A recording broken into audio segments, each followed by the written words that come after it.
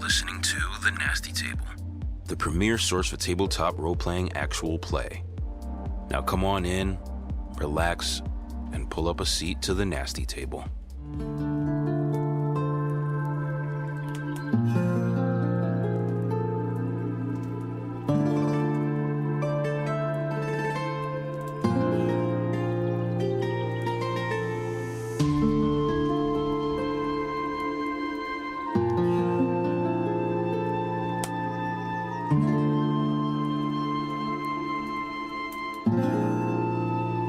Last session at the Nasty Table. You are within a shard of Mechanus, the clockwork nirvana. Hey! That's false. This is the final puzzle. The danger is death. Cool. Hey, you're not gonna finish this puzzle. Fuck you. No, that's gotta be false. It's gotta be I false. know this motherfucker. This can't be that easy. What do y'all want after this? We get out of this. I don't really think every decision we make could be just for a bag of metal.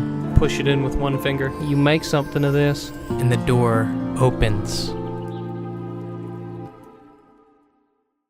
A wider room with a much lower ceiling.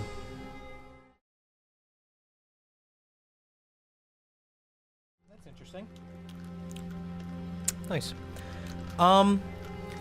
So, I re-listened to our hour and 20-minute long discussion from last week, and there was, and I can't believe I missed it during the conversation, but it was so interesting to me on a listen back because it's a concept that I've brought up a couple times with you guys. And I love exploring this concept because this concept is one of my favorite things from the outside looking in as a dungeon master. Alex brought this up. He said, I think fundamentally, me and Nick are different players than Chup and Finn. And you couldn't really put your finger on it, about the characters and stuff like that. So, tell me, I don't know how much of my talking you guys drone out, and if you'll completely forget that we had this conversation, but I asked you guys once, I said, do you wear your character as a mask, or do you wear your character as a cloak? So, fundamentally, I think that there's two kinds of players. When it comes to playing character, either you are wearing your mask as the character, and every time you sit down at this table, you put that mask on, and you're playing as my character. Rook picks it up, Rook walks across the room, Rook does this, Rook does that. Or you're the kind of player who wears your character as a cloak, and you step into their skin as if you are them fully. Like, you're not playing through the character, you're playing the character. I pick up the note, I walk over to the door, I do this, I do that. So I think fundamentally, I think that really summarizes how I feel about you guys as players, and it's something that I've always known about you guys, but I feel like you two really play your character as your character, versus I think that you guys, Alex and Nick, kind of play your characters as if you're marionettes controlling a puppet and you're controlling the actions of another character, instead of you guys who I think get into it. I don't think that one's better than the other at all. That's not my point, but I think that that's a fundamental difference between players. That's fair. Yeah, I think that's a good way to actually put it into words, because I couldn't fucking do it last week. But I mean, do I think that causes any kind of issues at the table in any capacity? No, not at all. But I just think that fundamentally, I think that you guys are just different players when it comes to role playing. When Nick and Alex, I feel like when you guys role play, you try to imagine, what would this character that I come up with, how would they act based off of their actions? How would they do it? But I think with you guys, it's a little bit more naturally, where you almost kind of meld into the character and are more of a mouthpiece for that character than actively controlling that character. Does that make sense at all? Does that sound crazy? Yeah, no. I mean, I haven't noticed it directly, but yeah. All right. Fundamentally makes sense. So what happened last session? So, Interim Adventurers Guild Party number 4 finds themselves in parts unknown, encountering logic puzzles and dangers beyond a murky, purpled portal. Upon completion of the last puzzle, Levi inserts the cube, speaks words of assurance, and the panel recedes to reveal another room, wider, with a much lower ceiling. The light levels inside are the same, but this room is occupied with many, many things. What do? Levi, you put this cube in, the wall recedes, and you can just, for like a split second, sensory overload. There's a lot of stuff in here. Takes a second, kind of half turns back to the group and just closes his eyes and quick breaths. Mm-hmm. He was nervous. Acted confident, but let's keep it going. Look into the room. Looking. First of all, it's impossible to miss. Near the center of the room, the large creature from before. Standing at attention, just looking. Before I describe what's in this room, I want to make it clear the scale here. So the room in totality is probably about only 40 feet wide, about 15 or so feet deep, and the ceilings, as I mentioned, are lower, about 20 or so feet high. Creature just looking on, and you can see, as you get your bearings, the room is really recognizable as some sort of laboratory. There are 2 tables that you see with beakers and metal frames. There's some small pouches that are spilling over, weathered pieces of parchment. There's another table that looks like it has hand tools, threads and needles, what looks like a whetstone, some small pots. There's a 4th table that looks to contain several large glass jugs. There's some copper cookware. And then the 5th and final table, the only one that has a chair, looks like it has a spread of sheets of parchment.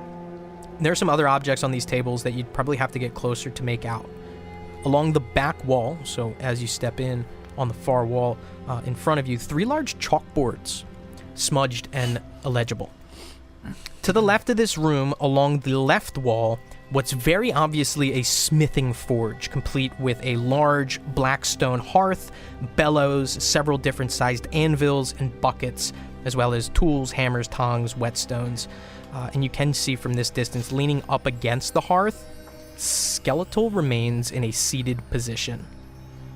The creature in the center of the room just kind of like scutters a little bit closer to one of the tables, still with its porcelain face, looking towards whoever leans in, lets out one of those exasperated. This dude is huge, right?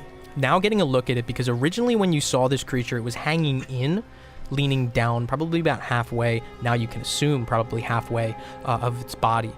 This is a spider-like creature with many, many different appendages that are holding itself up, almost like hooked curved blades that it's like slowly leaning on and shifting its weight on. You would guess probably 15 to 20 of them. Its body is entirely mechanical, comprised of, like I mentioned 2 sessions ago, gears, sprockets, different pieces of metal, obviously warforged, but again, it's top heavy, so this face, this mask that is much larger than it should be in proportion to its body. Thick at the bottom with all these legs, skinny body ending up in this face, and these tattered black cloths that flow out from the top of its head to look like hair of some sort. In total, you would estimate it to be about 15 feet tall. Its legs itself probably 10 feet wide. Sorry, he's no longer connected to the wall. Like he's no, no it's longer... now freestanding. Okay.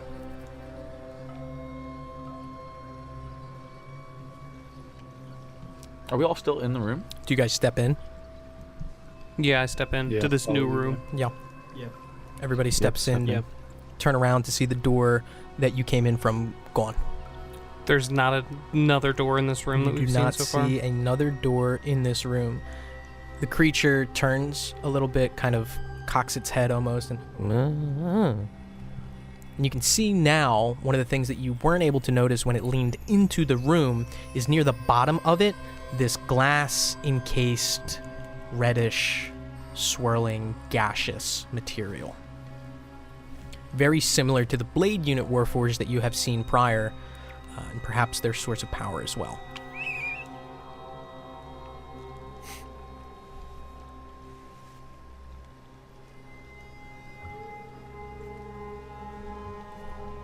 Hello. Just kind of looks, takes a few hesitant, clattering, scuttering steps closer, maybe about 5 feet closer. I point to his forge. You mind if I take a look? Try to step around him to the forge. Yeah, stepping around, and again, I said this room itself is probably about 15 or so feet deep, so you really need to like almost squeeze past it, and it's this cold, white face, unmoving, expressionless. It's carved. Now that you're getting a really close look at it, just kind of matching you, tracking your motions. I want to look at this forge. Is it what I've seen before for a normal forge, or is there some kind of magic here? Is there some otherworldly shit? Taking a look? Yes. Okay, what's everyone else doing? I think I'm just standing in silence. I want to walk slowly, like I'm seeing like a lion, like just slowly like eye it up, and I want to say thank you. Earlier you helped us.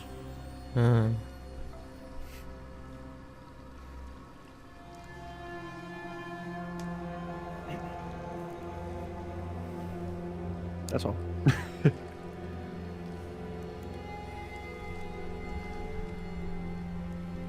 Honto, he's been on all fours for the last couple. Little too anxious to be standing. Mm-hmm. He's just pacing around the group once or twice, and then he wants to sit down, look directly at where we came in through the blank wall, Yeah. and close his eyes and try and find some peace and Gotcha. be a half meditation. And Gotcha. Anything that you're doing, Rook?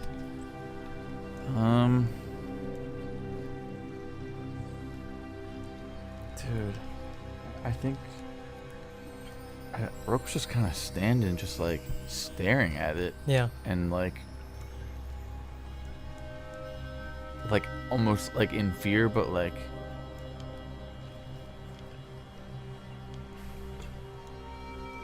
just curious. Yeah, and I mean, as you take time and like look it over, you even see it. You hear it and you see it, but like a hiss of steam that comes out the side of it as it like readjusts its balance. Takes another like hesitant step kind of closer to you and really looking at you. And it's weird to say that, like looking at you as if this mask is any kind of ocular representation for it, but this mask is like leaning in and kind of close to you and looking. Levi, so the forge itself, I mentioned it's a very, very nice forge, first of all. And you would have experience with this. You would probably know a little bit about forges. All black, charred stone. It looks very, very nice. It looks very, very well maintained. I mentioned, and just to kind of cover them again, hearth, bellows, anvils, buckets, which you look down to see the buckets are filled with different kinds of liquids. You'd have to inspect them to really get a good look. Now, when you say what are you looking for magical in nature? I guess not magical, but is this... I would see this if I'm going to a regular smith. Probably not. This is really, like... Some shit I don't know. No, it's shit that you know, but complicated procedures, complicated things, like... Here, I'll tell you this. Roll a straight D20, add your intelligence modifier, and add your proficiency bonus to it.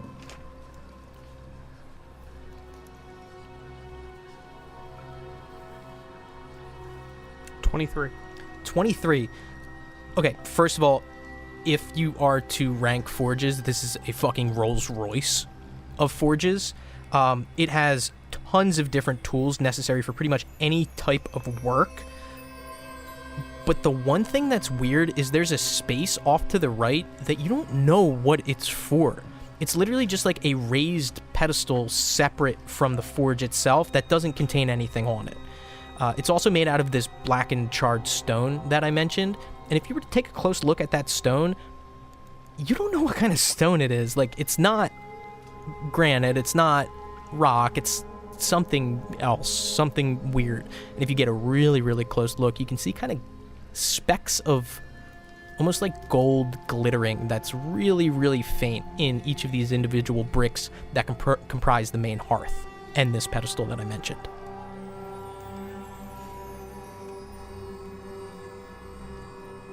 Damn. Gertie. And I kind of point to everybody's the mirror armor that they have on and my own. Puff out my shoulders. See, this was middle of the desert.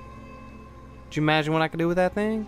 Kind of steps up a little bit, gets closer to you, closer to the hearth, and you see it pick up one of its appendages, like this thin, spindly, sharp-looking arm, and it places it on the pedestal, and a moment passes, and it lifts its hand up, and you see a rod of metal appear on that pedestal, almost like a chunk of rebar. Crack in the neck. Knuckles. Looking over. What's Kree holding? What's your weapon of choice over there, Kree? A greatsword. Two-handed greatsword. Study that for a second. Look at his greatsword. I want to duplicate it. Okay. I want to take this piece of metal and duplicate that greatsword. How? With my proficiency in using this. That's going to take time, and this is something else. I need you to roll Arcana for me.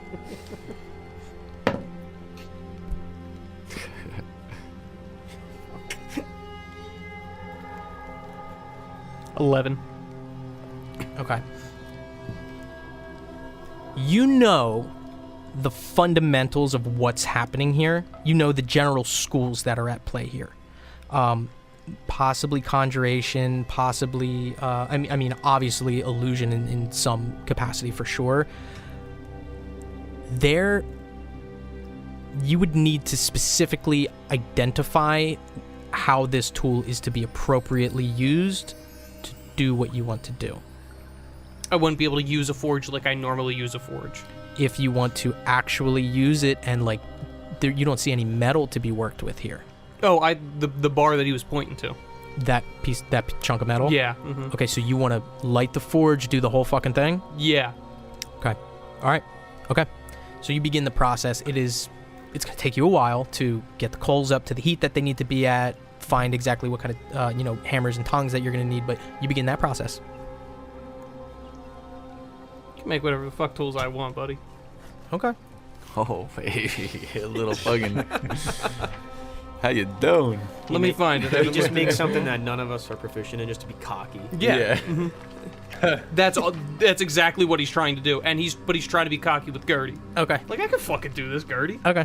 And as you begin kind of heating the elements here, and you might even need to go into your bag and take out like a tinder box to light and strike the coals and go through that. And using the right tool for the job with my artisan tools in hand. Yep. I'm making myself. Magically, I can produce exactly the tool I need. Yep. Those smithing tools right in front of his face. Yep. And they pop up, and you see Gertie like looking at it. I'm referring to this creature as Gertie. Look at it, and as you conjure them, it almost takes like an excited bounce. The longer that you guys are looking at this creature, its behavior, if I were to describe it, is like horse-like. Like the way that it kind of prances and almost like gallops and moves a little bit is very horse-like, and it does seem to be engrossed in what you're doing. Again, this is going to be a long, drawn-out process, but during this time, what are the three of you guys doing? Did Rook try to talk to this thing last time? Earlier I did, yeah, but I think Rook's just really overwhelmed by like this whole fucking room, and also seeing him and like just being stuck in a room with him right now, and there's no doors. I can't solve anything. Rook's just thinking, how do we get out of this? Yeah. As your forging process takes you to a point where you need to plot out particular things and like plan something, and it takes a little bit of increased focus. You see Gertie almost step aside a little bit and focus closer towards Kree and look down at you, and this thing is fucking hulking above you, just looking down.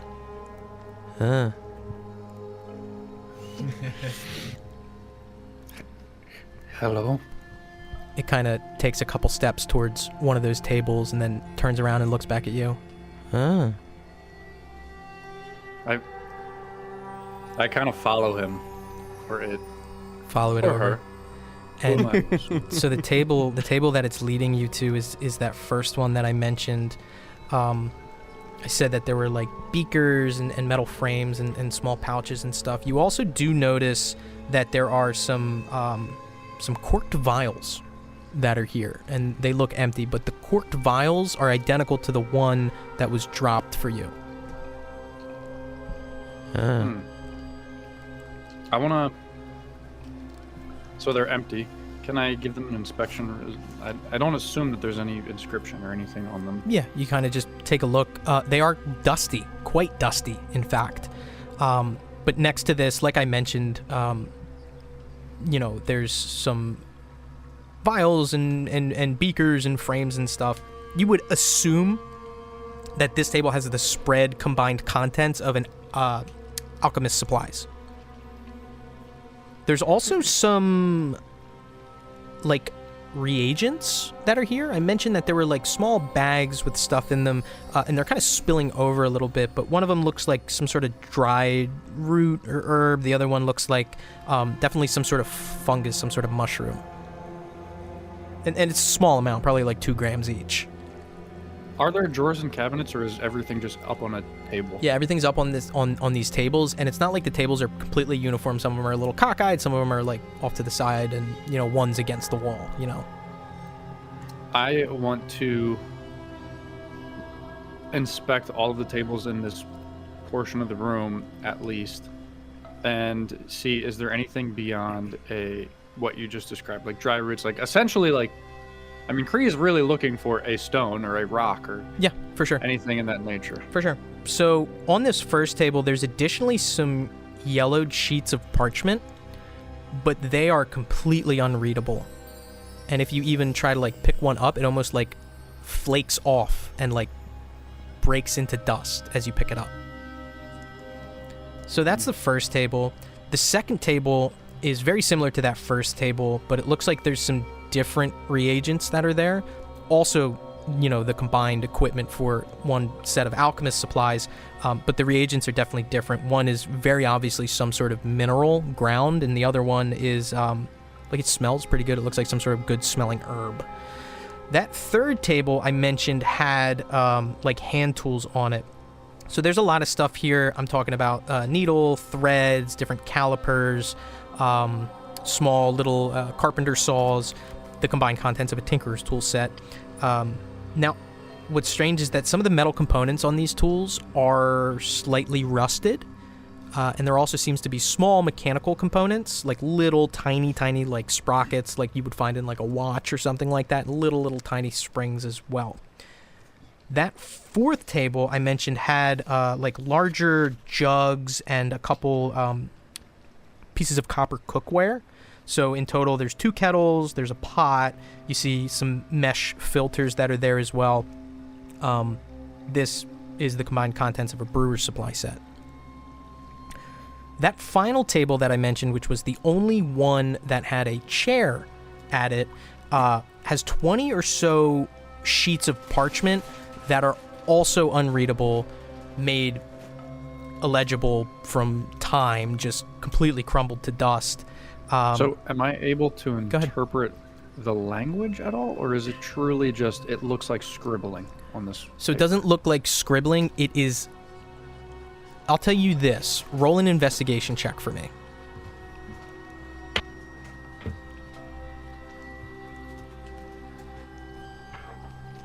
Uh, 11. It is completely unreadable. And not like, oh, this is like the deed to a house that was kept in its attic for, 50 or some years. Much longer. Just brittle to the touch, even. The other thing that you notice sitting on the chair is a small leather drawstring bag. It looks well made, but it's imprinted on the right with the letters S and L. And this is by the brewer's kit table? No, this is over on that last table, that 5th table that has the chair on it with the weathered sheets of parchment that are kind of laid out and stacked on top of each other and stuff like that. Okay. I'll go pick up the bag and open it up. Okay, you pick up the bag. As you pick up the bag, Levi, you are, beginning the process now of starting to heat this rod and beginning to work, and you catch something out of the corner of your eye, which I mentioned to you when you originally saw this forge, but enveloped and almost not having the oversight to really look at the close picture here. There's a skeleton that's leaning against the side of the forge. And you kind of see it out of the corner of your eye as you start working this rod of metal. Does it look human? It does look human.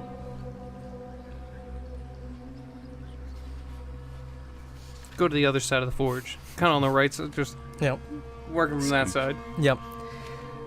Kree, you pick up the bag. It is heavy as you pick it up. You open it up. It is empty. The Honto, initial say... SNL. I'm so sorry. No, you're SL. good. You're good. SNL. Saturday Night Live. Honto, meditation completely eludes you, and you are reinvigorated with the thoughts on that note that I passed you. Okay. It's scary. And it's alien. I think if enough time passes, he'll stop trying and just go walk the perimeter of the room, just like, went over to one side and Levi went over to another side, just kind of avoiding the Gertie body and just lurking, all fours still, nervous. Yeah. As you I look nervous to everyone, kind of like on edge for sure. even when you kind of rise from this, you see that Gertie, the creature's face, is pointed towards you. Probably like 15 or so feet away. I just kind of give him a nod. So, now is the deciding point for what is it that you are trying to craft here. The metal at play, I would say, I think a longsword is going to not be in the picture here. I'm thinking simple weapon, probably. Okay, can I go with the short sword? The point of this was to see, to, number one, show Gertie, I can fucking do this. Yeah. And number two, if I work this forge, is there something else here? Is it a little bit magic? A little bit of magic in this forge? Yep. So you are taking the time to go through that process. You have a feeling that it's probably going to take you like another 10 or so minutes to make something of quality. As Levi's doing this confident aura around him to Gertie, he tries to take one glance to the rest of the room, all three of you, and lock eyes, and kind of like a nervous as fuck looking at the three of you.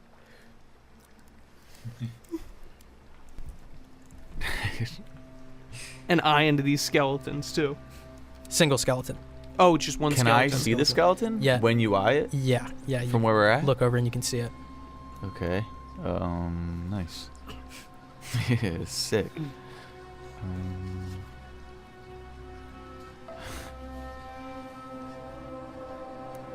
Can I walk over to the potions? Yeah. Well, it's not like the potions, but like that alchemist supply table that was there. Yeah. Yeah, sure. Are there healing potions there? No. Oh, there's not. No. Just the vials? Yeah, empty vials. Okay.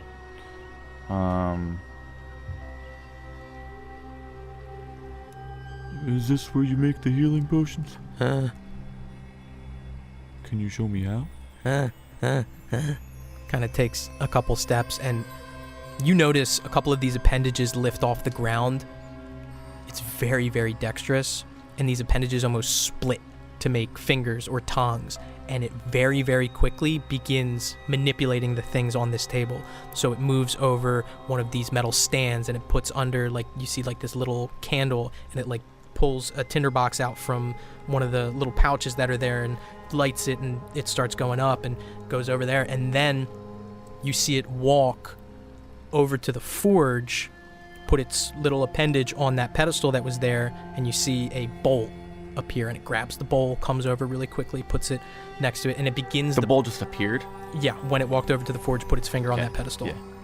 It begins like a very complicated process, and it's like weighing out ingredients on like its tongues and fingers, and begins putting them into different test tubes, pouring some stuff out of this bowl, mixing them together. You see it like pick up, and almost like its arm rotates fully like 360 to like manipulate it and shake it really, really well. It's beginning that process. You have a feeling it's going to take it some time to go through that, but it's beginning to do that. I want to like actually watch though. Like, Yeah, for sure. Cree.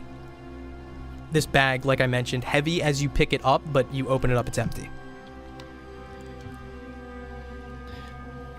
I want to, like, I imagine as I see that this is empty, that, like, I turn my head and I also see Levi kind of eyeing everyone up. And I want to say out loud, this bag says, I think it's initials, it says S and L on it. Do we know an SL? I do not. Did you look inside? Empty. Anything come to me with alchemy using an S and L for ingredients? Roll general just a intelligence check with your proficiency modifier.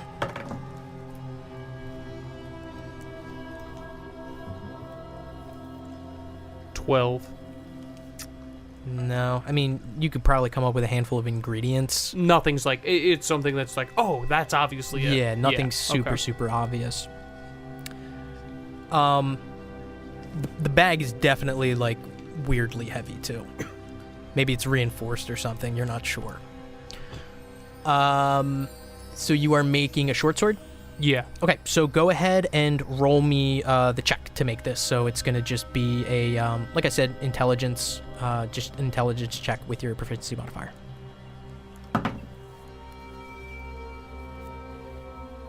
$20, not natural.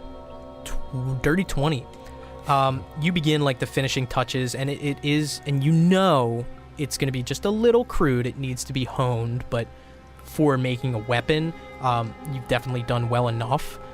The handle's just, kind of flared at the bottom. It's metal, so like, I mean, if you have any kind of components on your person that you wanted to add on this beyond the actual metal full tang that you have? No. Okay, but the fundamentals of it are... Wrapping the handle maybe with a little bit of tape.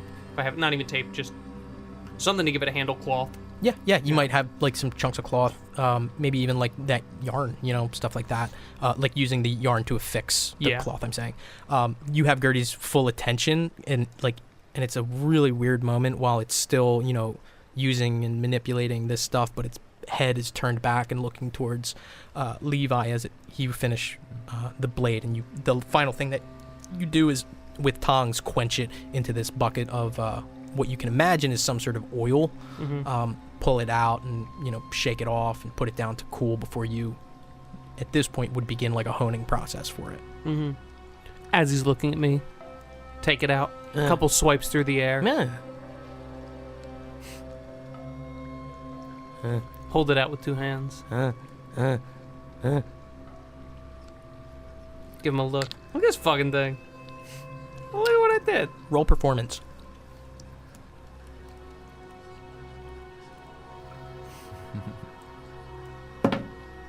$16. An excited bounce that it takes, and it's really scary being next to this thing, Rook, when it does this, because its legs that are keeping it balanced are sharp, like honed to a razor edge. An excited bounce, and it just kind of like skitters a little bit side to side, looks over towards you, and finishes what it's doing with the creation of this. And you see the final thing that it does is it kind of sieves this liquid through a mesh and catches it into one of these vials, and really quickly with like a small little appendage that comes off of the main one, picks up a cork and sticks it in the top and shakes it. Can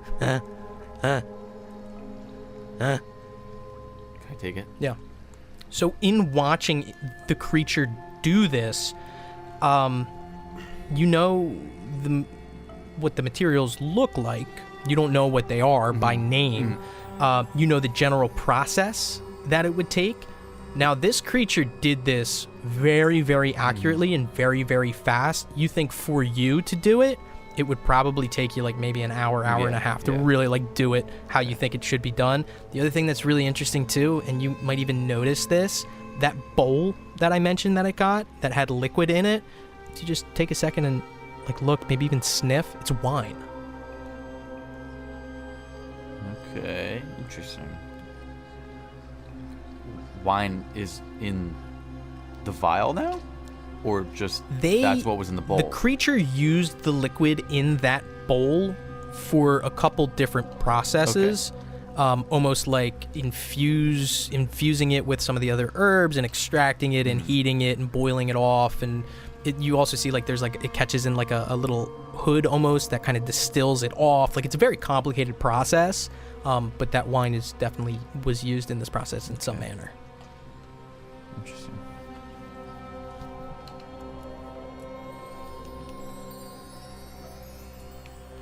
So what are you doing with the bag? I mean, if it's empty, I would like to wait for Gertie to be free, essentially, to ask him about it. And what would you be doing in the meantime? Because there's probably about like 10 minutes of, Levi working on the blade, Rook watching Gertie do this, and Hanto, you're still just kind of, you make your rounds and you come away with all the information that I provided to them based on the information on these tables. Yeah. Is there anything specific that you would be looking at? I'd say following this, and if Levi's kind of wrapping up using the forge, I'm going to go over and do a better look at this skeleton maybe than the rest of the group. Yeah, so just kind of leaning in, you can see it definitely looks humanoid. Roll an investigation check for me. There's some stuff that I'm going to give you straight up, but some stuff that might be a little bit, might require more of a finer eye. 10. So it's very difficult to miss a large, probably 1 foot diameter hole through the ribs of this skeleton. You're not sure whether it's male or female. Tough to tell the age, but not a child, for sure, definitely an adult. The one thing that is very, very apparent, do you touch the body in any manner? I want to sniff it real close, like I'm still on all fours. Yeah, I think if I'm touching it, it's like super light, Yeah. I'm very cautious. So there's no foul smell. Okay. There is no remnants of any kind of flesh. The bones themselves are weathered and dustied.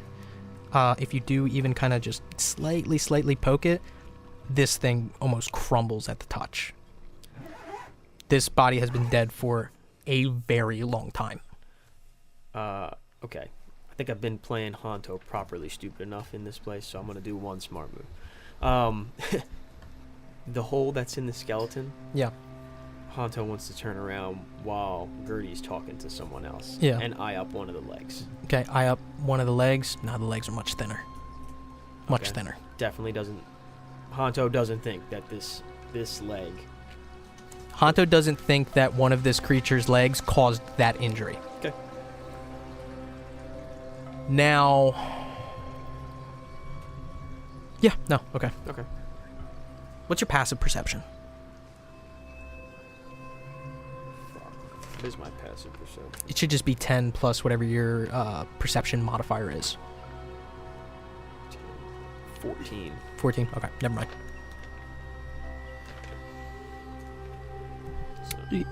Is Gertie with the two of them, with Rook and with Gray, is he distracted after I make this sword for a second?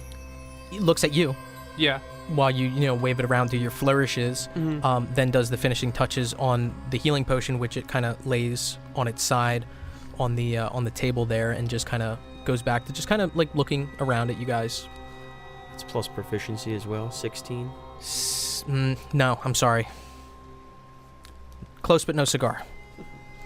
So do I have like a minute, 2 minutes, where he's not giving me attention? Not giving you undivided attention. Yeah. Okay. Might still like just kind of generally scanning. Turn my back to him. Okay. I've established before that I carried these sort of similar to what he has, like test tube, like vials with me. Yeah. I'm gonna take a chunk of this chalk that I've been drawing these maps with. Yep. A chunk of this chalk, a little bit of water. I'm gonna crush the chalk up. Yep. Not powdery thin, but like chunks a little bit. Slurry?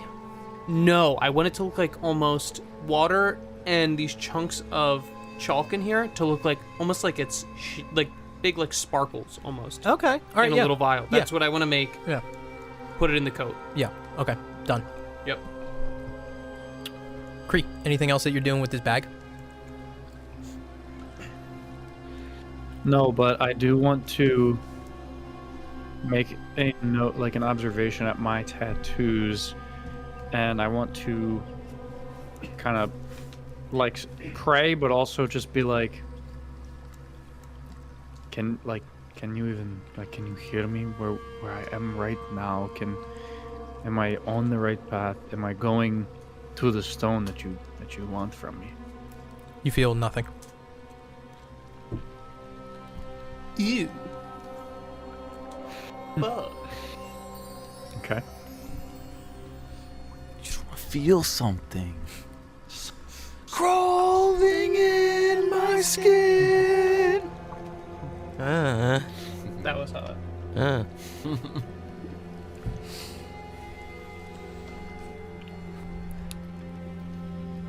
I want to say thank you to Gertie.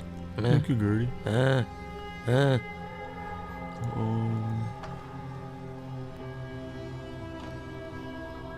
I look over at Cree. Does he like react to like where I'm looking at all? Like, does he look at where I'm looking after like my? Well, I guess I don't have eyeballs for them to really see where I'm looking. But do you know what I mean or no? No answer to that. I know that tension is still kind of high, so Yeah. I would imagine if you give him like a request for acknowledgement and a glare, I don't think that would be hard to reciprocate that. Like he's still Yeah, holding the if- bag. Yeah.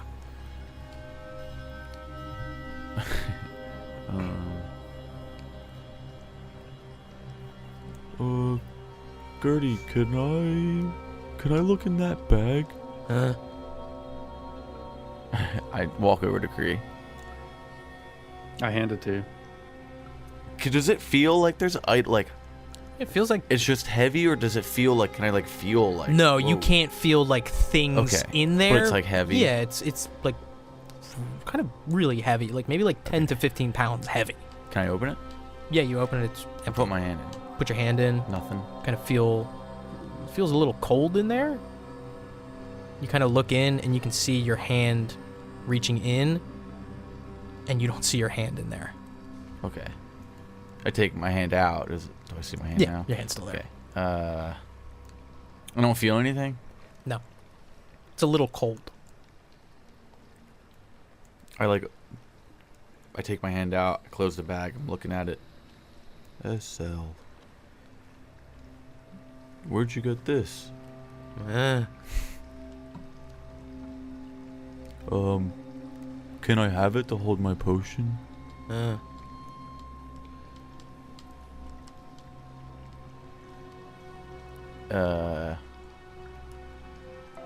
I like start to like go to grab the potion.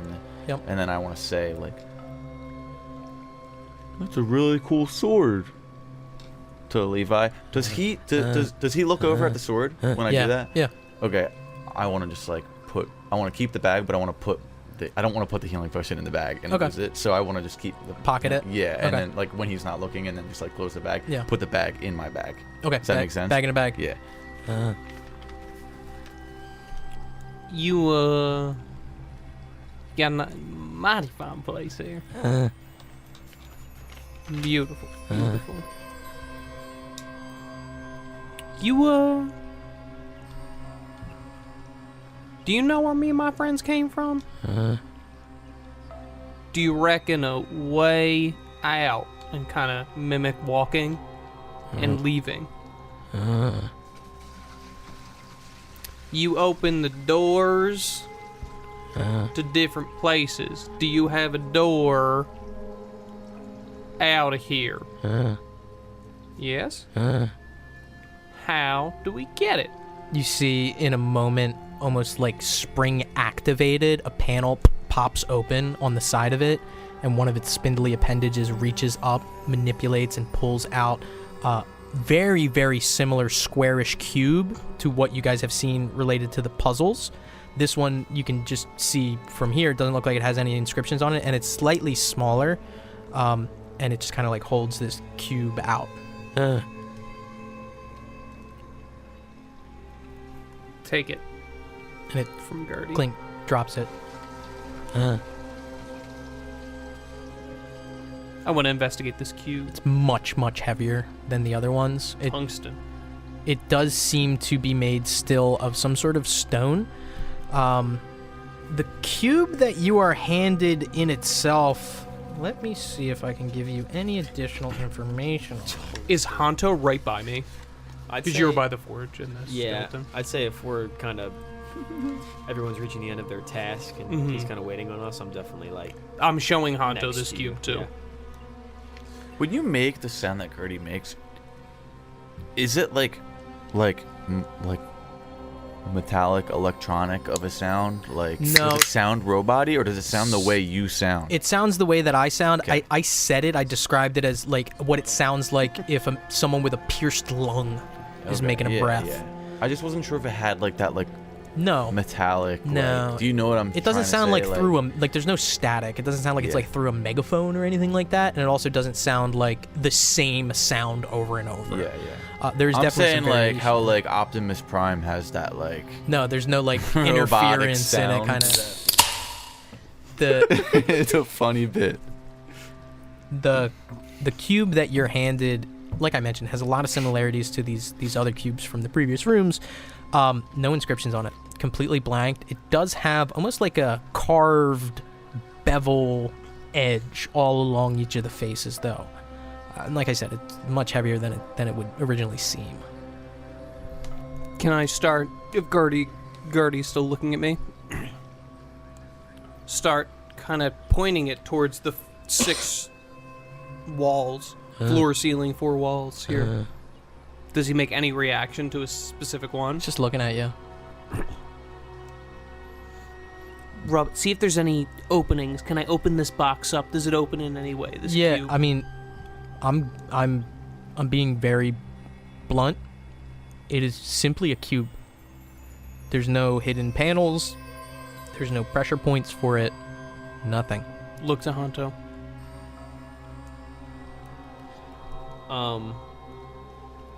I kind of finally make good eye contact with Gertie. And I kind of want to make it obvious that I'm looking at...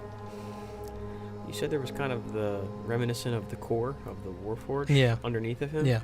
I kind of want to, make it obvious to him that I'm, like, investigating this on him and getting a good look at that.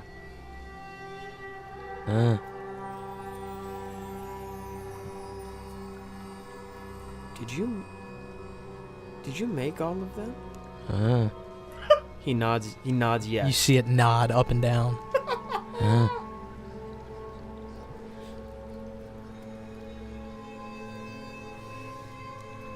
One thing that you do notice as you get a really close look at this core. So I mentioned it prior with the Blade unit Warforged. There's just almost like this gaseous, swirling red energies, vapor. This seems to be multiple different, almost like orbs, that are each swirling individually. Whereas when you looked at the core for the Blade unit, it's a singular thing. This seems to be multiple things in here. It's all encased in one. Yeah, though? yeah, Okay. yeah. Okay. Like a large, almost like clearish looking glass container. How many? Like a couple or dozens? I would give you a number. Can I give you a number? Dozens? A lot. Over 20. Yeah. Sorry, of what? Of like things in his fucking... In that core, swirling around, individual swirling, almost like orbish things in there. I assume we all hear this interaction. I mean, Yeah. Hondo looks very puzzled. He can't really draw a conclusion at this. Why?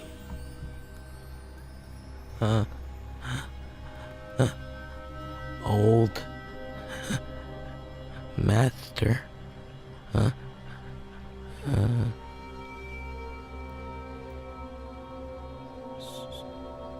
So, do you want to make them?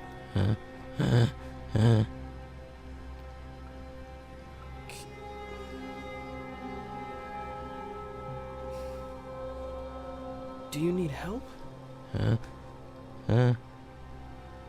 Kind of takes a couple hesitant steps closer to the forge. And it's looking down at the corpse that's there.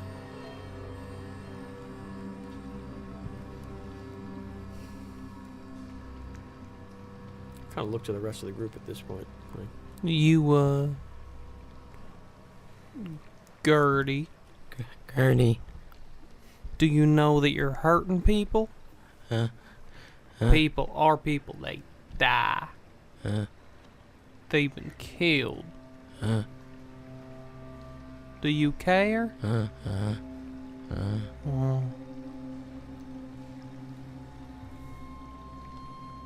Gertie, is that? And I point at the skeleton. Is that your old master? Old master. Do you know his name?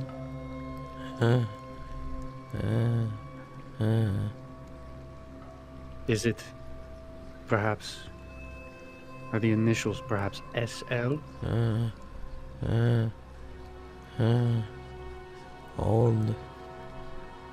Old master.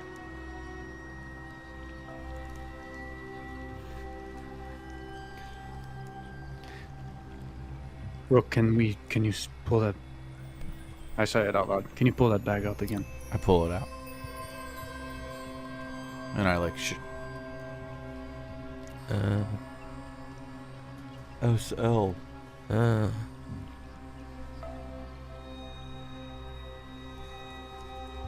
Can you open it up for us, Rook? I open it. Is it empty? It's empty. Mm-hmm. Rook, you say yes, it's empty. I nod in my head.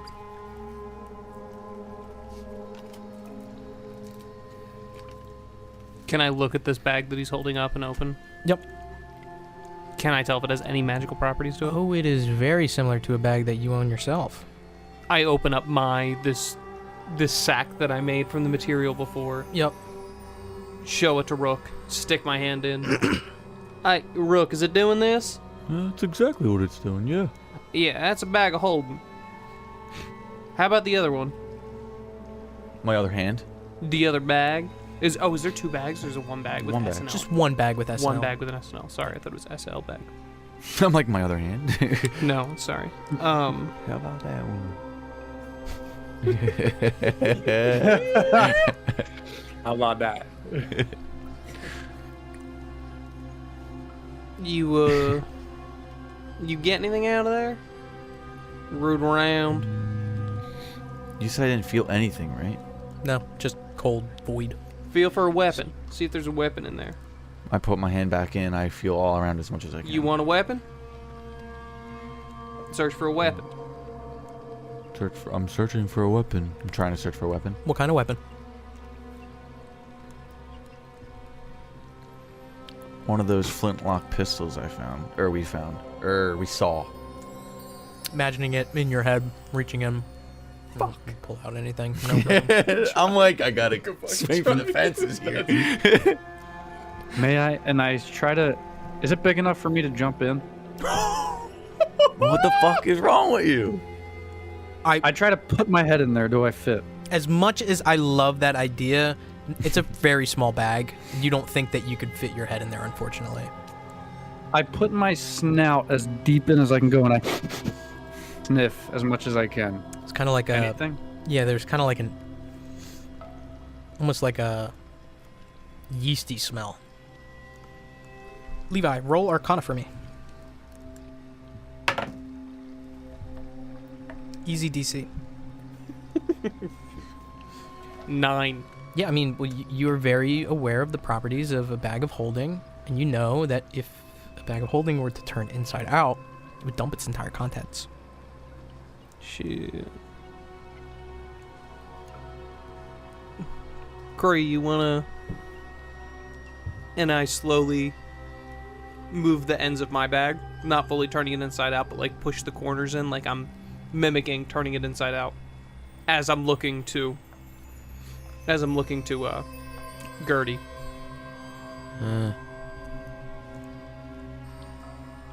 I look at Gertie and I smirk and I fucking fist that thing hard. You fisted upwards. Launch the content. You fisted Gertie? Raise it into the air. All right. What occurs next?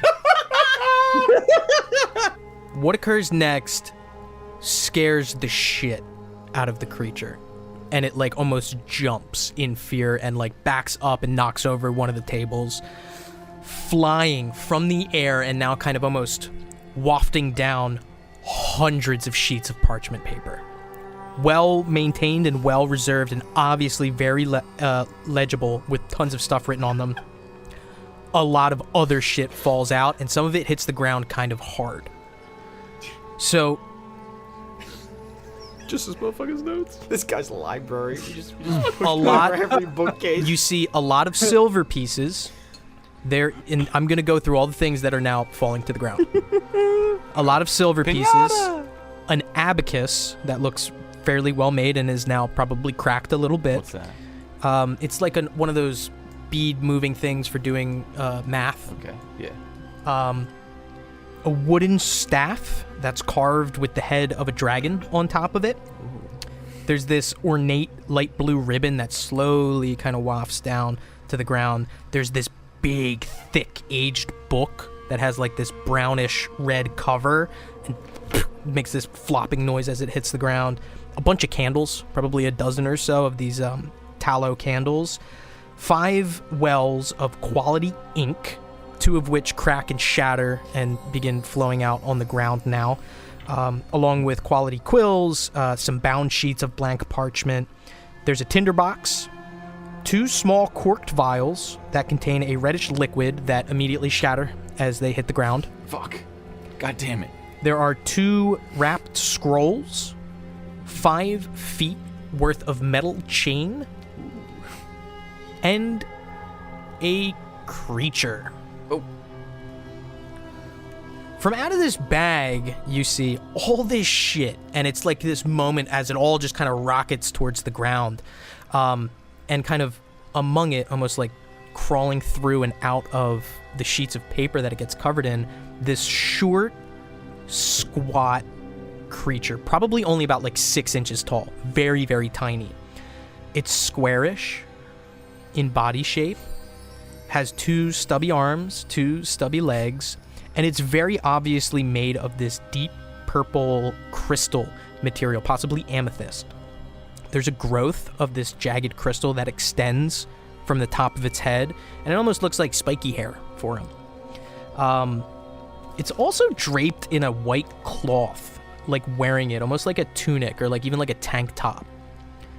The crystal that forms is kind of lighter in the center of it, like this light lavender color, and it's almost like this squarish looking eye. And you would think that this creature, I'm calling it a creature, but when you look at it immediately, you would think it's just like some crude kind of carving.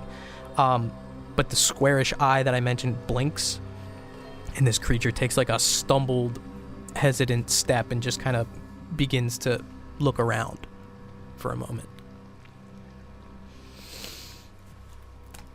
What do you guys do? Is the crystal like built into the creature? Is it flush with the creature's The creature body? is the crystal. If you kind of lean down and look at it, it looks like it is carved of a single chunk of amethyst. And it just kind of like turns and meets your gaze. And this squarish eye blinks closed. What's Gertie doing? Gertie is trying to get a hold of itself and like almost like steadies itself and tries to pick up the table that it knocked over, and it hasn't looked over yet. I slowly back away from said cube and like sort of towards Gertie. Yeah. Towards Gertie. Yeah. And then I want to say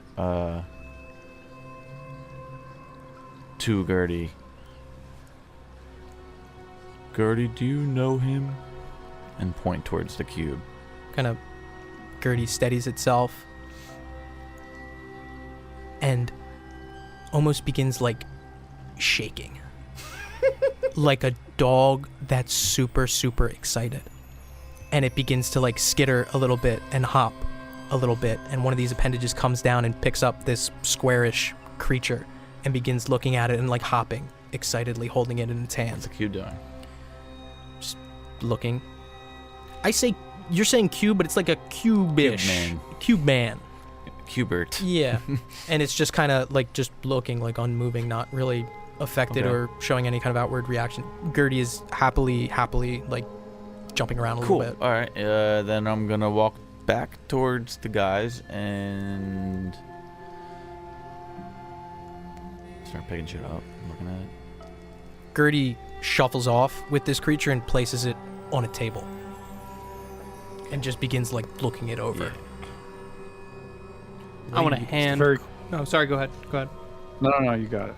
I want to go over and hand Cree this sword that I just made, and then start helping pick up these, this parchment. For all intents and purposes, if you were to ever use this sword, you would take a -2 to attack rolls and damage rolls unless it were properly honed. Okay, I want to hold it in my right hand. I don't want to put it away. I don't want to do that. But can I walk up to the 2 scrolls? Yeah. That came out of this bag, and I want to open them up or pick them up and inspect them. Yeah. Very quickly identifiable as low-level spell scrolls. One is Acid Splash. The other one is Identify. While I'm picking up this parchment, can I look over the ink that came out? Yeah, 2 of the vials got smashed. The other 3 seem like little ink wells with screw tops. Regular ink.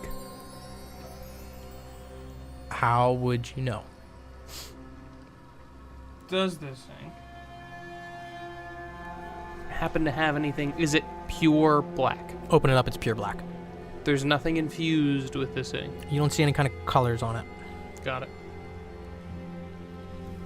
He has no other ink in the room. No, not that you've seen thus far, or quills, or parchment that can be written on properly. Can I? I thought you said there were quills that came out of the bag. Yeah, but originally in the room. I was saying anything else in the room. Go ahead, Alex. Sorry. I want to pull the identify scroll out. I want to cast it on the cube man. Okay, real quick, I want to say I operate a special house rule with Identify. This is not rules as written, and we've not ran into it before, but I allow Identify to be cast on multiple objects as long as they are all within like a close vicinity to each other to do mass Identify. A couple other DMs do that. That's one of the things that I do. So if you want to cast Identify in that manner, I would allow you to extend it to any number of objects as long as they reasonably fit within, a certain radius. Gertie, the cube man, the skeleton. What? Yeah, I show you guys the scroll, and I'm like, The cube that Gertie handed me. This heavy cube that looks like the door ones from before. Who has the pommel? We have it in the bag. Fuck. Do you make it clear what the contents of those scrolls are? Yes, acid. Yeah, I reiterate: acid splash and identify.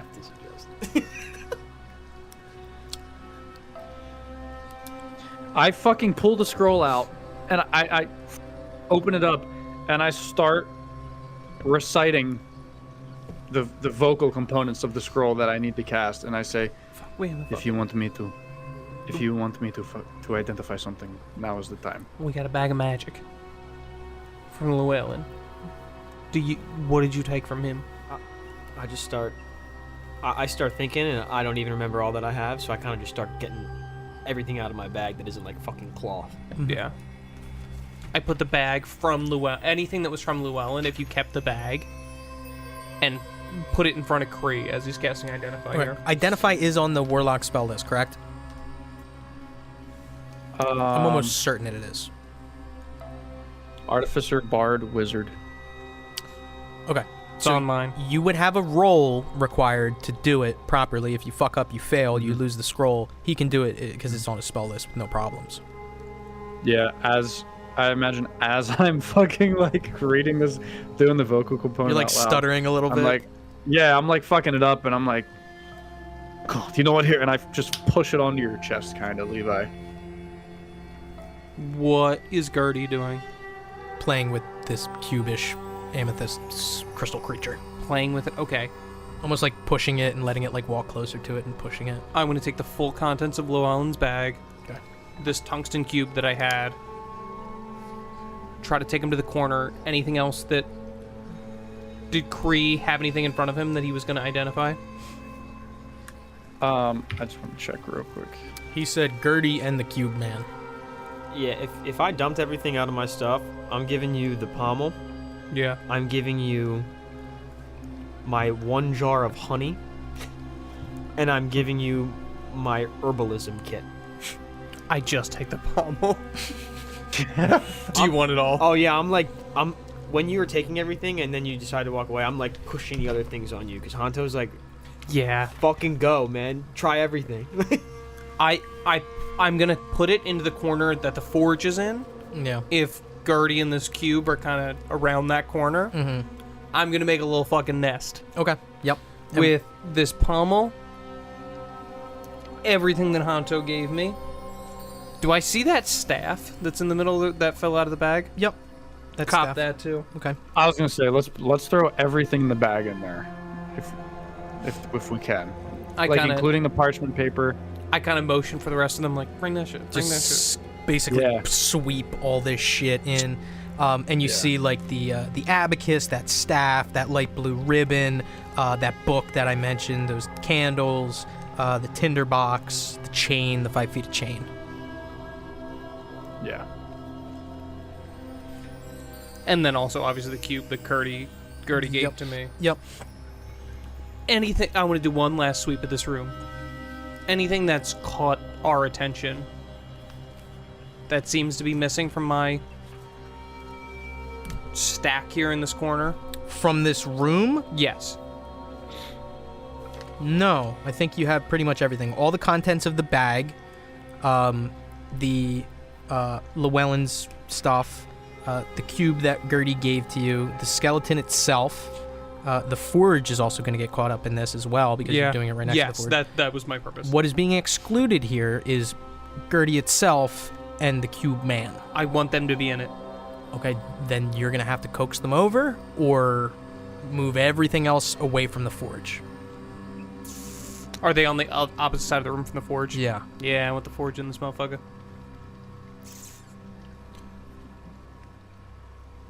My good man. Can you bring your friend over here real quick? Just to this is there a table next to the forge? Yeah. Point to the table next to the forge. Happily scutters up and almost like balancing the amethyst creature on its finger and... Fuck yeah. Anything else anybody's got while we're here? I got one shot at this. It's expansive as hell to do it one more time. This is a good opportunity. I'm so stupid. What's stupid?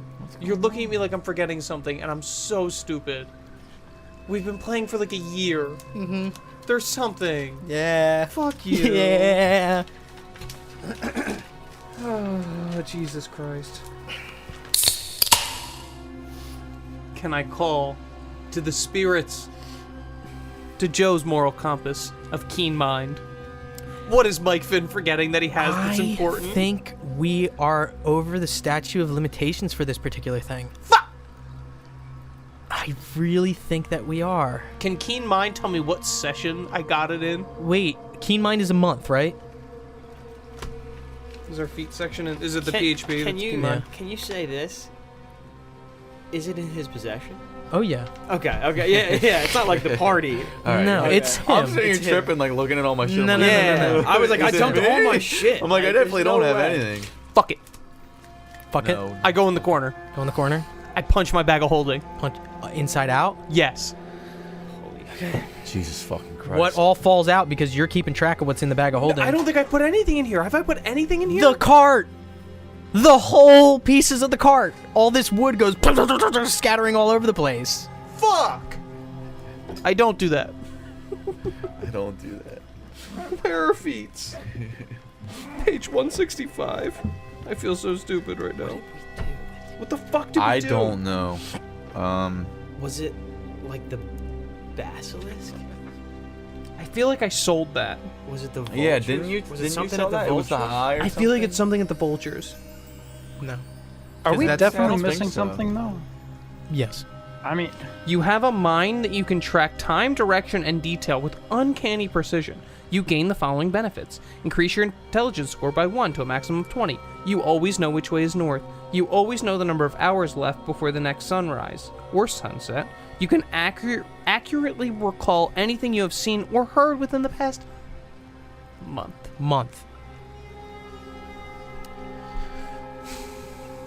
So you guys spent like 3 or 4 days at the camp at the Ebon Mines. Maybe like 2 or 3. Yeah. It took you 5 to 7 to get there. Mm-hmm. You spent a week in Fort Chasm. Mm-hmm. Yeah. Yeah, Keen Mind would remember this. Thank God. But I'm going to guide you through your orgasm. Please. It was in Fort Chasm. It was an object that you found during the collection of materials to craft your new armor. I didn't craft my armor. Did I craft my armor in Fort Chasm? Yeah. You employed the use of a scrapyard to find materials. Oh, for I have it armor. written down.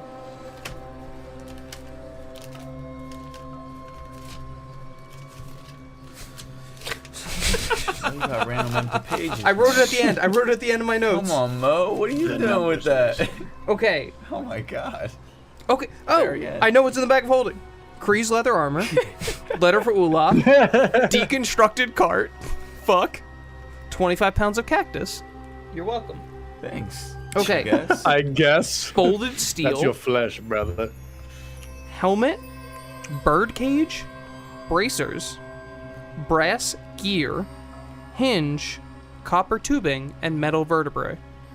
There was something else. Did I not write down the one thing? Yeah, and you tried to split this thing, and I said roll Arcana, and I said, motes of magical energy emanate from this thing that you're trying to split into 2. You know that any magical properties that it have will be rendered useless if you were to continue and break it. I don't recall that. I don't remember. Not for a second. Not at all. It was I'm drinking every session. the magnet that you found. It's on me. Yes, it's literally on your person. I found a magnet. Your fridge magnet. Yes. On him. Stick my arm in the middle of this identify. Nice. Stick your arm in the middle of this identify. Thank you. All right. So what I have is Gertie, who's playing with Cube Man on its finger, the skeleton, the forge, the cube that Gertie gave you, all of Llewellyn's contents, including the pommel, and all the contents from this SL bag. Anything that I'm missing? Gertie, Cube Man, Cube. I got magnet. And the magnet. Yeah. Okay. Right. Yeah. Final answer? I would have never gotten Why that not? magnet. You cast Identify off of the spell scroll. The following are magical items. The magnet, the pommel, the cube that Gertie gave you, the forge, the blue ribbon, this large, thick, aged book with a brownish red cover and no title, Gertie itself.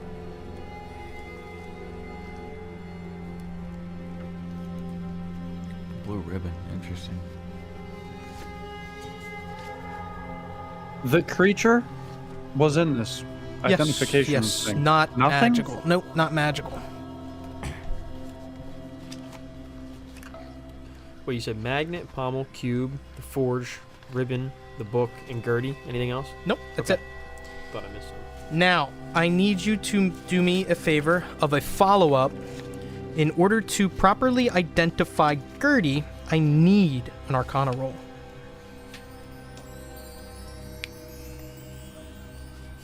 Is it worth? What do you mean? Point inspo. We don't use them enough either. Don't I roll rocks? Tell me how we do it, but Oh my god. one. Oh my god, we're in the fucking casino. It's like, don't I roll use rocks? it. I say use it. I think we need to use them more often. We use it to identify Gertie. What I don't identify? know. Tell I me don't- something I specific, don't or think just that it's he's worth it. magic? Identify. Identify. Go ahead. I got Go it ahead. up. already. No, go Go ahead. ahead. Go ahead. Go ahead. You choose one. Well, you said multiple.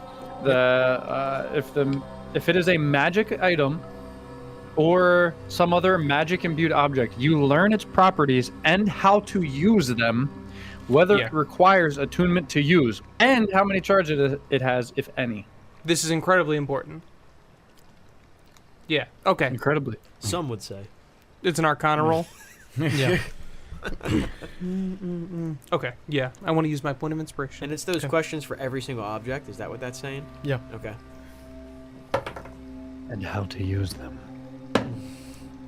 16. Tell me how to use the honey. No. Fail. There is something about Gertie. It is not Gertie. Something about Gertie. It is not Gertie, but it's something inside of Gertie.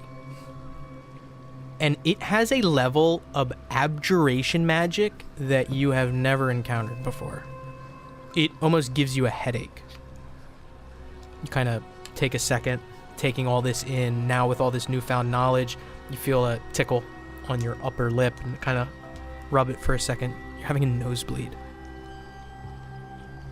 Motherfucker 11? God damn.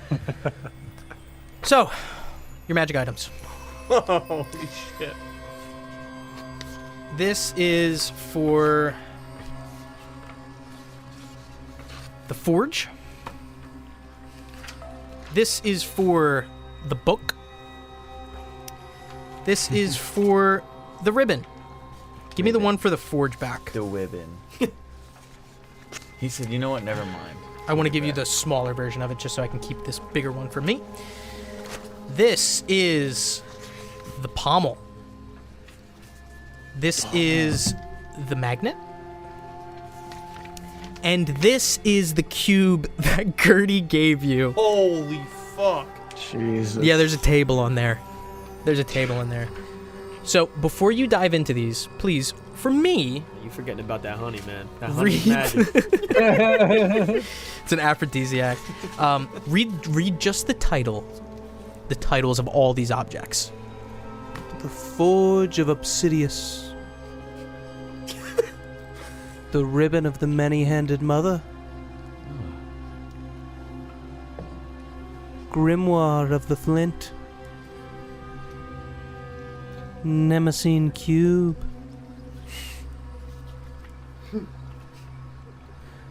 Emberplate Magnet of Mending. Scorched Pommel. God damn. Scorched pommel. It's a lot for you to go through. I'm gonna take that. So here's what I'll ask. Do you want to divvy these up just so like the table can know what these are? I'm gonna tell everybody. Okay. What does Nick want first? I want the ribbon. You're gonna get the ribbon. I want a fucking ribbon. You're gonna get the ribbon of the Many-Handed Mother. Yay. I want the forge and the cube. Could send a picture to Alex too. Alex gets the grimoire. But the magnet's mine too. Alright, if you're done reading, you can get the cube too. It's so fucking long. Holy shit. All right, Alex, you get the grimoire. I'm pretty sure that's from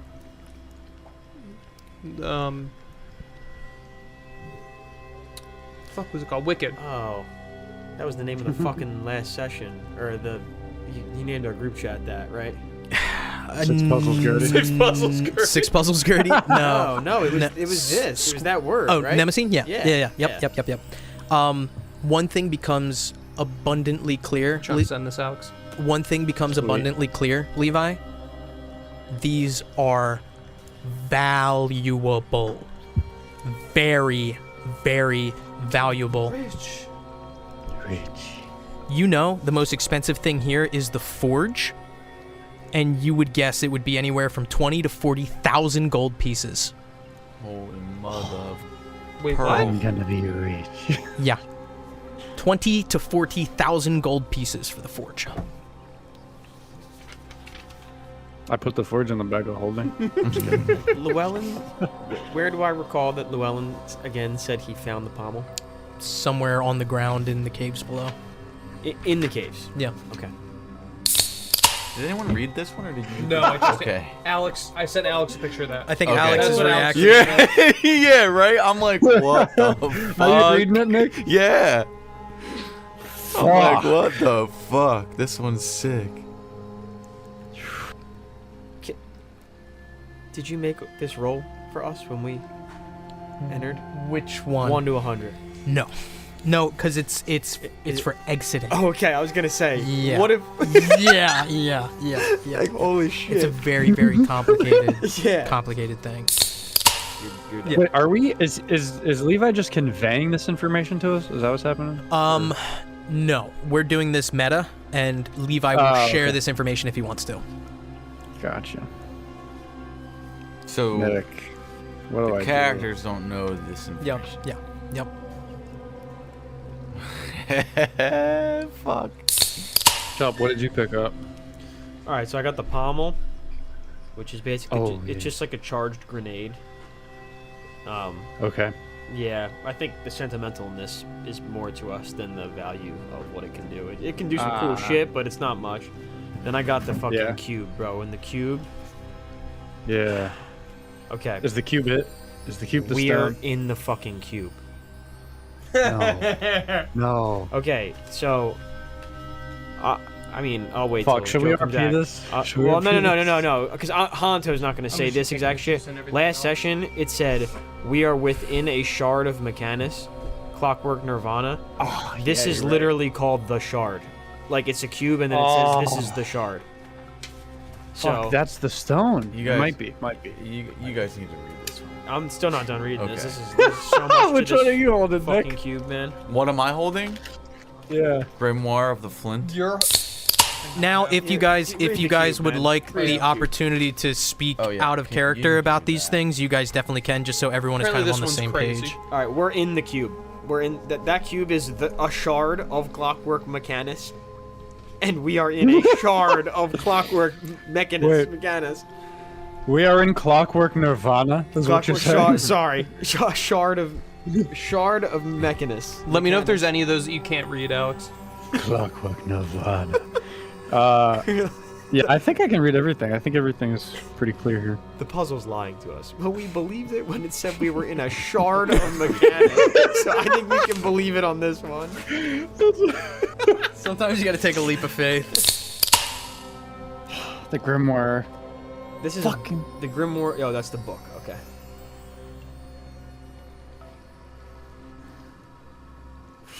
Joe, did you make these spells?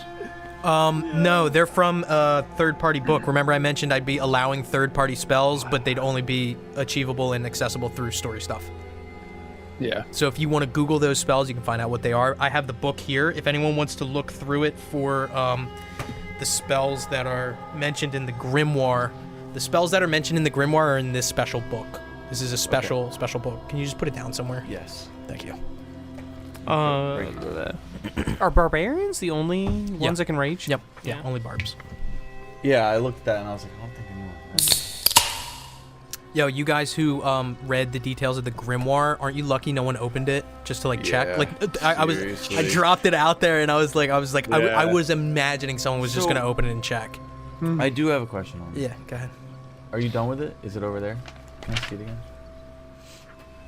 So. Well, fuck. That's What? crazy. We gotta chill for 2 years. Yeah, pretty much. Like. Or else Wait, what are you? we're What? back. What are you reading? Yeah. We have to go where we entered the shard, right? Yeah, that's what it says. So unless we waited and hope that they walk away within like a minute and like. Or this could be we the spend coolest another fucking fight couple ever. hours. Wait, No, what? back We in have to queue. sit. What are you reading? No, the back queue? in the queue. I don't think we can do that, could we? Any finger or hand lost in these ways are non-regenerable by typical biological/magical means, with the sole exception of wish. Does that mean my regenerative body doesn't work on it? It's a biological regeneration, So it doesn't it work would on not it. work on Okay. it. Basic understanding of all the magical items. Basic understanding. Okay. So, you successfully cast Identify on your slew of magic items, and this knowledge comes to you. Everyone else looking on with intent as you focus, clear your mind for a moment. Now, everything else that is here beyond the items that I've mentioned that are magical are still perhaps valuable, some of them. The one thing that's, very apparent even now in the casting of Identify, you really need to focus on these objects. The parchment that's here, that's written on, is extensive, and to you specifically, it's very, very interesting. Through casting, the spell and going through Identify, there's a lot of notes that you're just kind of looking over, and it's like advanced, very, very specific research documentation. You see like formulas and graphs, equations, alchemical experiments, chemical analysis, calculus, tons of different shit. So real quick, just while I have you like paying attention to the things that are here, go ahead and roll an investigation check for me.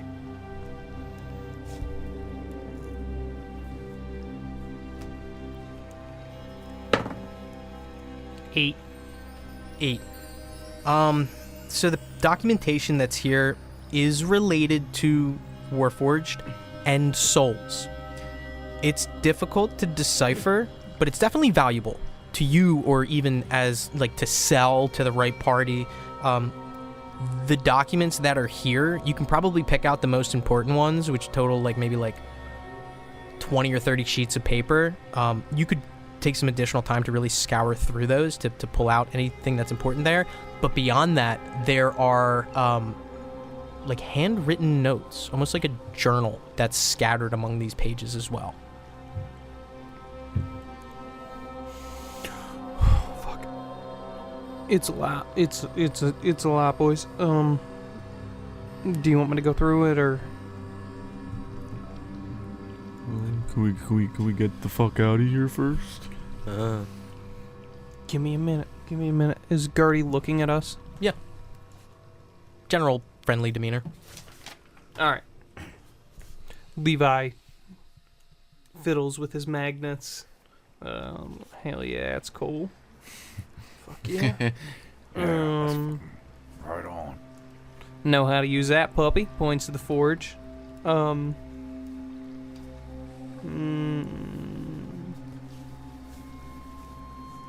Hand this ribbon to Honto. You may want to use it if you're in another scuffle. Hand-to-hand combat. I take it. We're just going to take all this stuff? I kind of... I look at Gertie and I put it out to him. Yeah. I finally... I'm getting a little pissed, Honto. He's like nodding. Yes or no? Old master. Rook said, interrupts. He told me I could keep the bag. It was in the bag. Could put it back in the bag, and then we can. Do you know how to get out of here? What's this other stuff? I just keep holding on to it for now. Levi picks up the pommel, throws it in his hand, and catches it again. fucking bomb we had the whole goddamn time. Explosive. Save this. Well, be careful with it. Shit.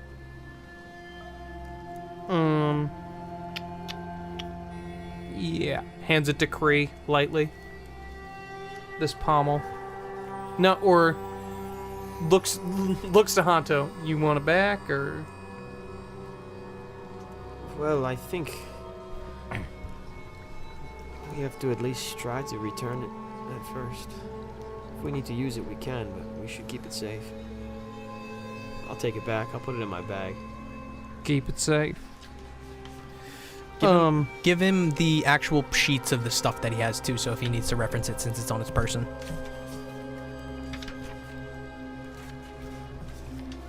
Nobody fucking touch that! What do you point to? The grimoire of the flint. Gertie! I kick it to him. Gertie. This yours. This book is all yours. I wouldn't open it. Gotcha. I'll put it back in the book. Or in the bag. Do you want it?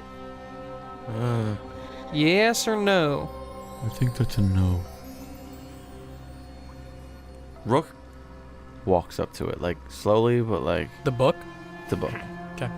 Puts it in the bag. Okay. SL bag. Okay. Into the SL bag. Yep.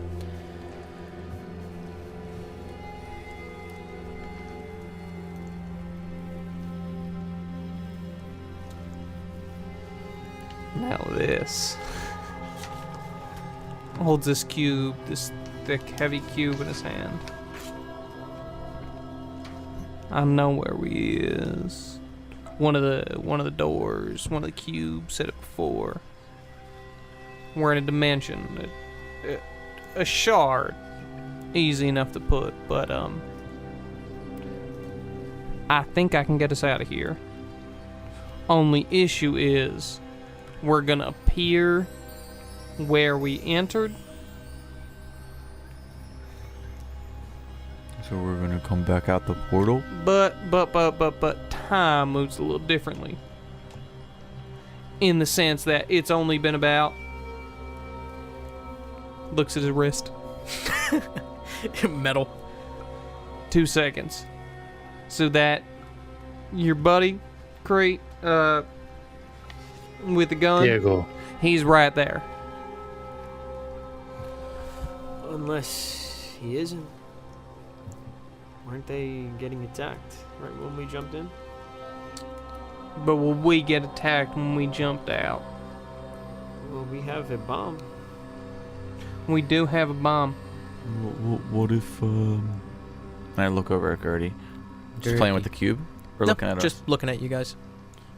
maybe Gertie can help us? Hey, I'm gonna, yeah, do I know, sorry, I don't know what it is, how long attunement takes. Attunement takes one short rest, which for you guys would be a day. Is that a thing here? Who can say? Fucking butts. So we gotta be here for a little while. At least.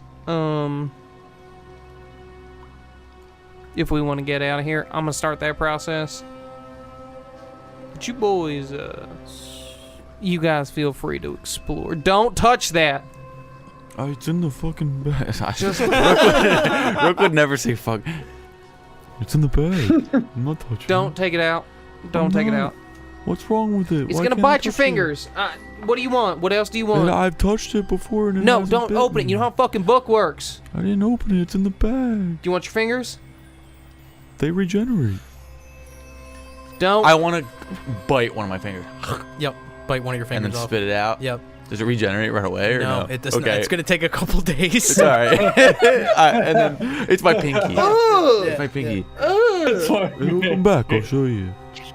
You don't guys know have how never seen it. What the? That's metal as hell. I'm gonna dock you 1 hit point for that. Copy. So if this works if we are able to short rest in here, assuming we are, we'd have 4 minutes of stall time, which is way different than Yeah. 2 20 seconds. Is it 2 seconds or 20 seconds? 1 hour is 10 seconds. So 20 seconds. 20 seconds. It's going 3 by. turns. 3 to 4 turns. A day is 4 minutes. Probably still there, but we can try and take a rest. 4 minutes is a way different game, considering There are rules against taking short or long rests in the shard. Are we allowed to know, or do we just have to figure it out? It says it on the Oh, What? second paragraph, middle of it. So we just can't do this? You can do the attunement. The attunement is just, it takes the length of a short rest. Oh, okay. Thank God. For the listening audience, what is that clause?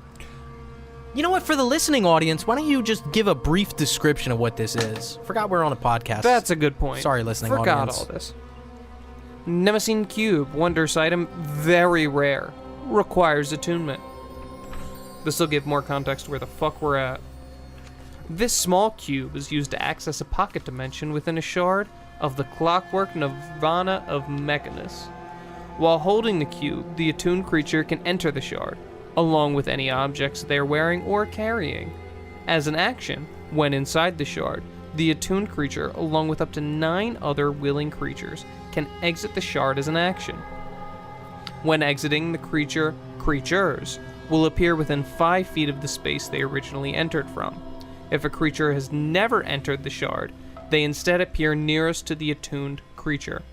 If the space they originally entered from now is occupied, roll a d100. On result 2 to 100, the creature appears in the nearest unoccupied space that would accommodate them.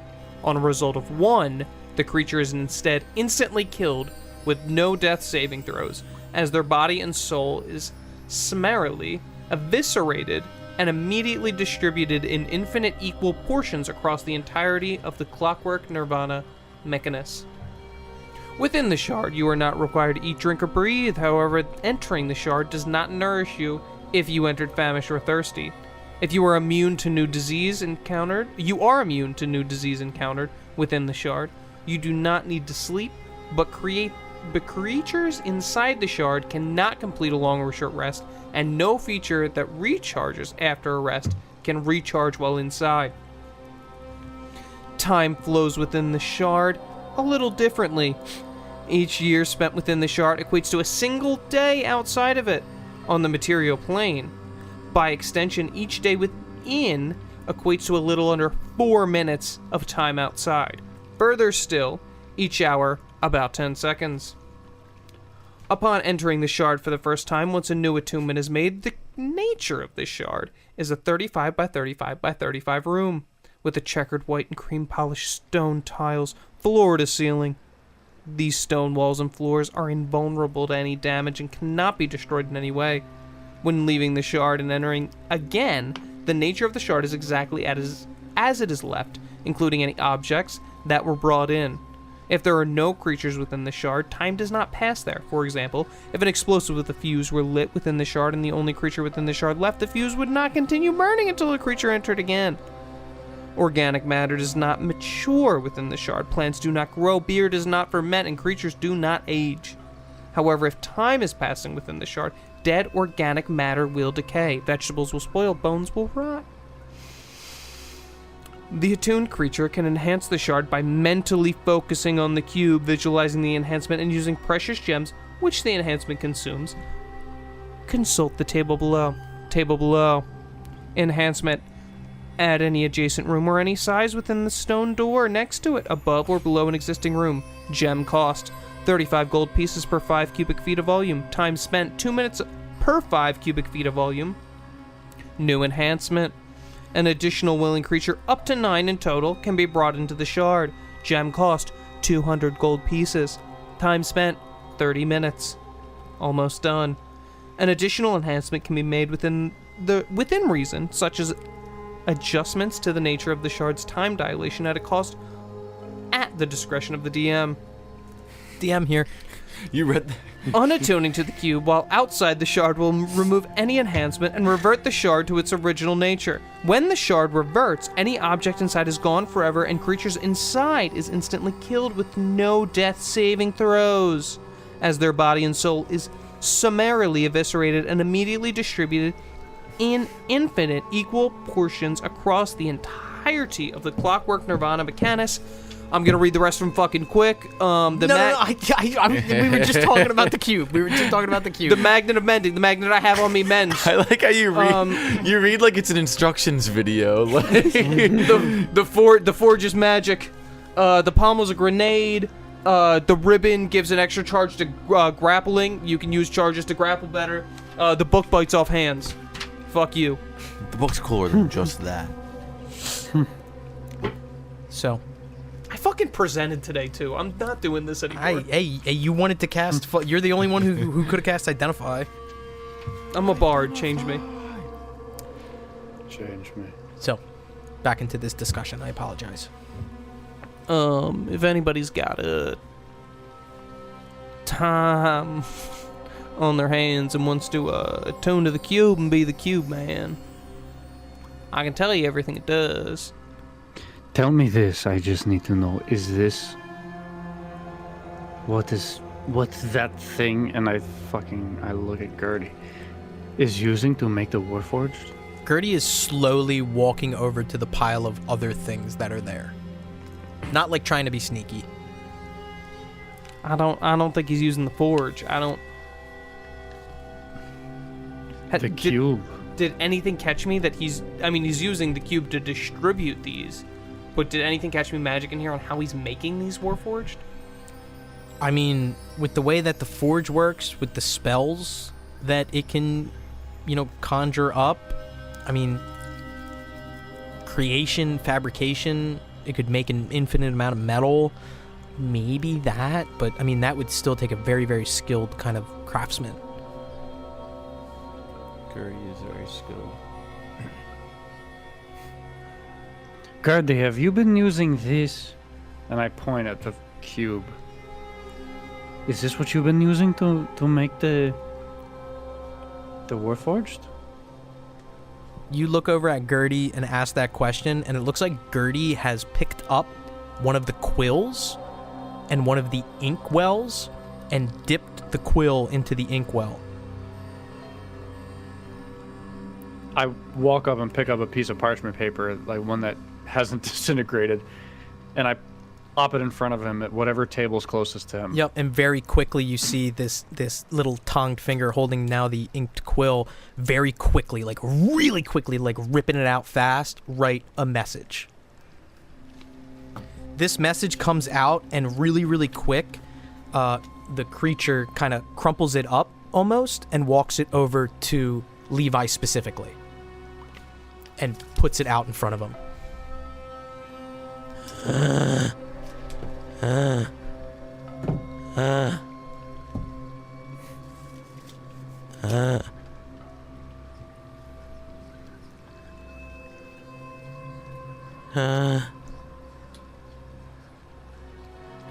Who? And he points one of these appendages down at the purple amethyst crystal creature. Vinwald. Vinwald? Creature just is like still sitting on this table that Gertie had it on. Is just kind of like idle animation. Is he your friend? I'm looking at Vinwald now. No reaction. Almost like just a chunk of amethyst, just kind of like taking slight steps. He's fun. He's got some real good puzzles. They're fun. He helped us out. He gave us a potion of healing. He's a good guy. Real fun. Real smart. Intelligent.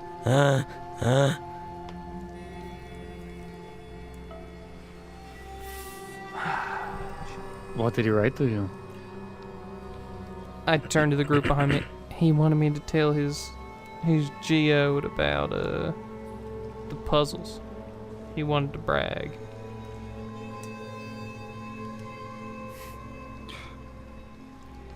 Gertie, could you stop making the robots?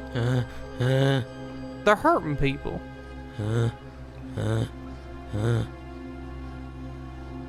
I hand him back the piece of paper, turn it over to the other side, to the blank side. Grabs it, quickly dips the quill into ink and writes another message. And this one, Gertie doesn't crumple up, just kind of like leaves it in front and almost just like stares at it.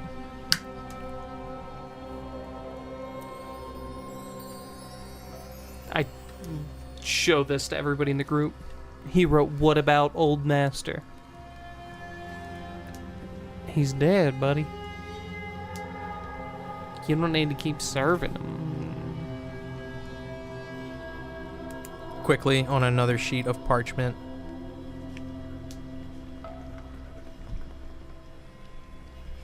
writes 3 words. No. No.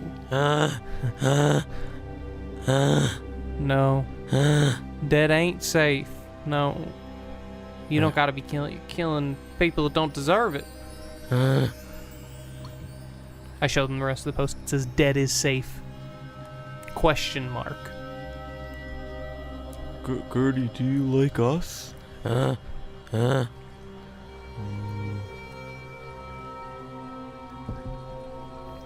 We almost died because of you quite a few times, right, guys?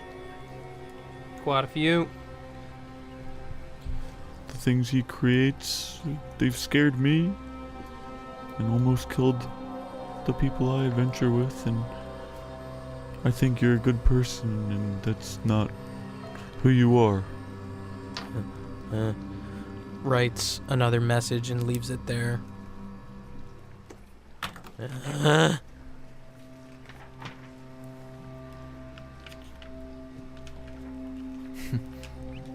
Well, perhaps, or maybe good friendship means good at puzzles.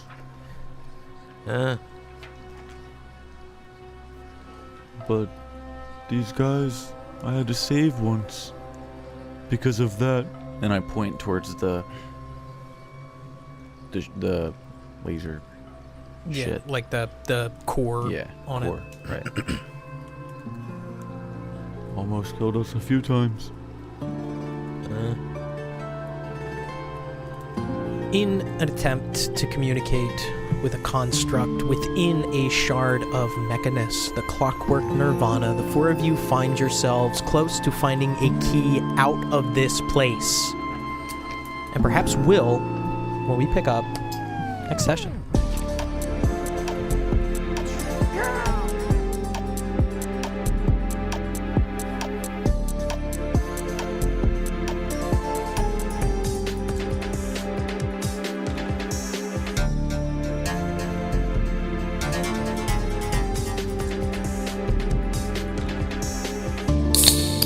Thank you for listening to this installment of Shadow of the Seven, a Nasty Table production.